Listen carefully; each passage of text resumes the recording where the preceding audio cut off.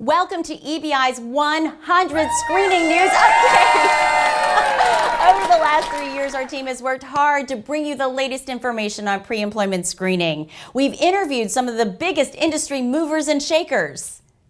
We've traveled from DC to Las Vegas and California. We've had a little fun.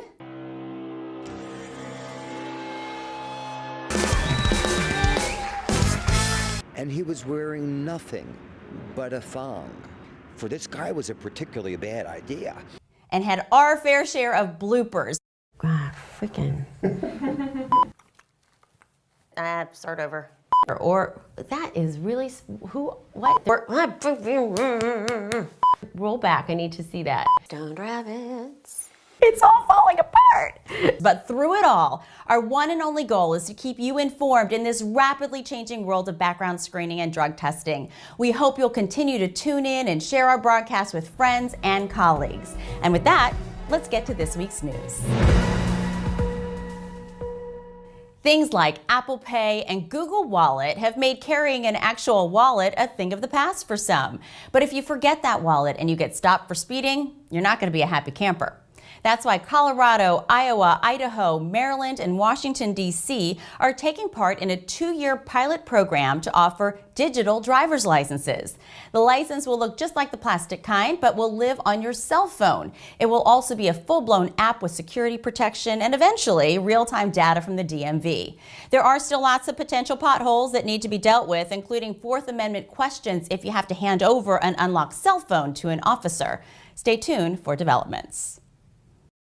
An oversight panel in the South Carolina House is asking the Department of Public Safety to explore reinstating random drug testing for state troopers. There is a policy for these random tests, but they've not been enforced for more than a decade. Representative Eddie Talon says the state cannot afford to not test the men and women who are carrying guns and driving faster than 100 miles per hour. The Department of Public Safety is in the process of getting cost estimates to present to the legislature. The Albany County Legislature in upstate New York voted 32-3 to approve a new measure to ban the box. Local Law N removed the criminal history question from county job applications. Lawmakers say they hope to eventually expand the law to include private employers. We've been talking about this for more than a year, and it is finally here. At the end of this month, U.S. Citizenship and Immigration Services will dispose of all E-Verify records that are more than 10 years old. If you need to retain any cases dated before December 31st, 2006, you need to download your historic records before March 31st. After that, they'll all be gone.